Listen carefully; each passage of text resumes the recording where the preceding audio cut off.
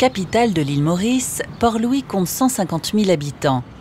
Loin de l'image carte postale de l'île, la ville est le théâtre d'un important trafic de drogue et de médicaments. Comme partout, cette situation engendre des dépendances auxquelles se greffent de multiples problèmes sociaux et de santé.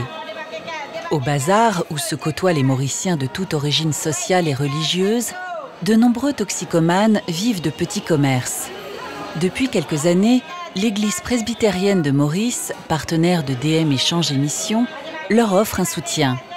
Envoyés de DM Échange et Mission, Véronique et Alain Monard s'y rendent plusieurs fois par semaine pour partager un moment.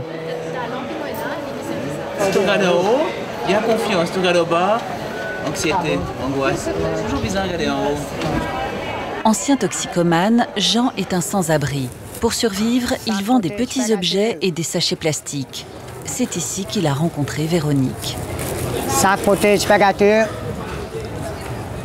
Ça leur apporte du soulagement dans le sens qu'ils peuvent parler un peu de leur misère, de leur tracas, de leurs problèmes.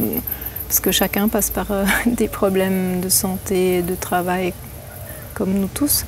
Et le fait de pouvoir avoir quelqu'un qui est là juste pour eux et puis qui prend du temps pour chercher aussi une parole biblique et puis pour prier, ça fait toute une différence dans leur vie.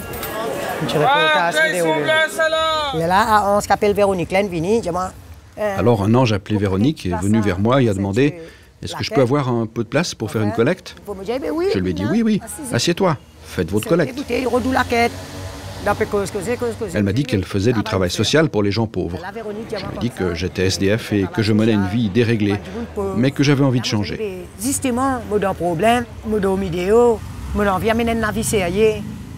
Et j'ai demandé à Véronique si elle pouvait faire quelque chose pour moi. Quelque temps après, elle est venue au marché, elle a commencé à lire la Bible avec moi, et j'ai reçu la sagesse de Dieu.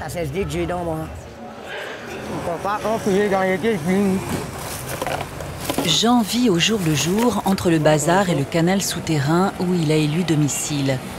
Il a appris à se servir de ce que l'on peut trouver dans la rue, vieux tabac et restes de poubelles. Regardez comme ça là, il n'y a pas personne. Là on ramasse, on met dans les sacs. Là on sort, là on mange. On va comme du tout. J'étais plutôt habité par le démon avant. J'arrachais les sacs des gens. Je ne faisais que des choses négatives, rien de positif. Je volais, je cambriolais les tiroirs caisses des bars à tabac. Les gens travaillaient la journée et moi, je leur volais le salaire le soir. Ce que je faisais n'était pas bien. On ramasse, on rentre. C'est volontairement qu'il vit retirer des autres gens de la rue. Il craint de retomber dans la consommation d'héroïne.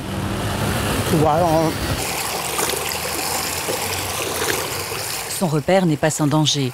En plus du risque d'inondation du tunnel, Jean pourrait être amené à se servir du couteau qu'il garde à portée de main pour se défendre.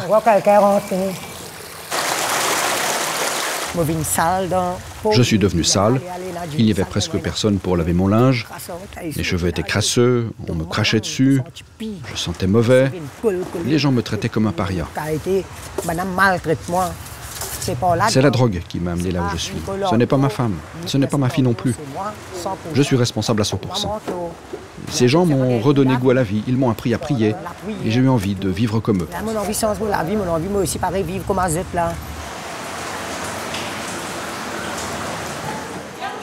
C'est à l'intention des laissés-pour-compte de la capitale que l'Église presbytérienne de Maurice, partenaire de DM Échange et Mission, ouvre ses portes chaque semaine pour une rencontre nommée « 5 pains, 2 poissons ». Vous arrivez à un culte de 5 pains, 2 poissons. Ce nom a été choisi parce qu'avec peu de moyens, on a envie d'aider. Et c'est une action qui existe depuis 9 ans maintenant et qui consiste à offrir un repas aux gens de la rue et à leur proposer un culte auxquels ils peuvent assister.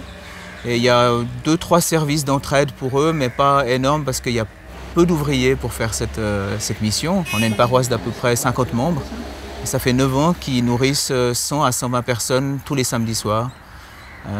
Et c'est une belle action. Ces gens-là sont les prostituées, les gens qui dorment dans la rue, les laissés pour compte, les ex-prisonniers. C'est un peu ça. Il y a une centaine environ.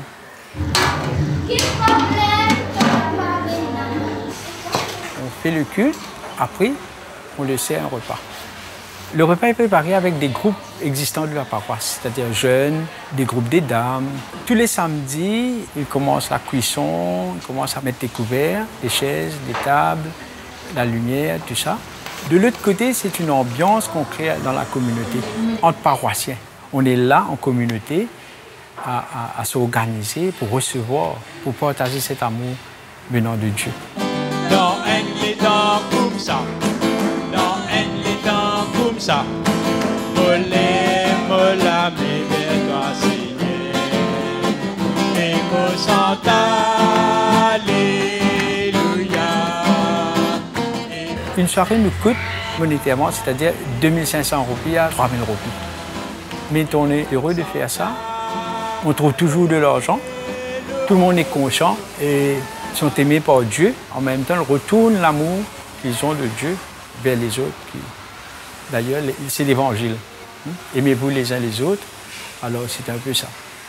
Seigneur, nous prions pour qu'il te intervenir dans nos faveurs, pour qu'il te donne tout l'esprit pour nous capables, Seigneur, écoute sa parole-là.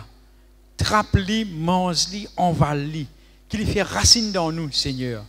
Il y a certains qui cherchent à manger dans les poubelles. Alors on se dit, mais pourquoi pas leur donner un repas chaud, au moins une fois par semaine, ils ont quelque chose de bien à manger. Alors c'est pourquoi c'est vraiment formidable cette mission. Merci, merci.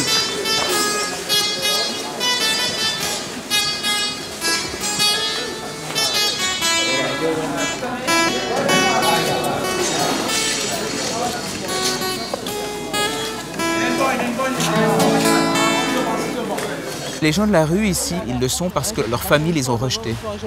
Parce que tout le système social ici, c'est la famille. Donc si la famille les lâche, par exemple parce qu'ils sont toxicomanes ou ils sont violents, ils sont mis à la porte, eh bien ils tombent de haut sans filet. C'est-à-dire qu'il n'y a rien, il n'y a aucun service d'entraide, il n'y a rien du tout.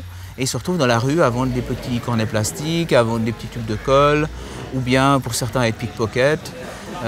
D'autres prostituées, voilà. Donc c'est tout de suite une grande misère sociale avec tout ce qui va avec au niveau maladie, au niveau dépendance, etc. C'est quoi ça? Bagarre? C'est la maladie, ça? Ils ne croient pas en eux-mêmes. Il n'y a pas de vision, il n'y a pas de rêve. Ils pensent qu'ils sont laissés là pour compte, ils sont laissés avec eux-mêmes la difficulté. Mais en venant ici, en les écoutant des fois, on sent ce besoin de ce partage, c'est dire des choses, quoi, raconter leur vie, etc. Des fois, ils sont découragés, mais on les encourage à travers la parole de voir la vie d'une autre façon. La vie n'est pas tout à fait complètement noire. Malgré leur état, je peux vous dire qu'il y a certains qui ont vraiment remonté la pente et qui maintenant, ils sont une autre personne. Ils vivent leur vie, ils travaillent, ils ont un foyer, une maison, ils vivent bien. Grâce à nous, d'une certaine façon, grâce à Dieu. Ouais. Ouais. Bon Dieu, tu là, c'est toi. Hein?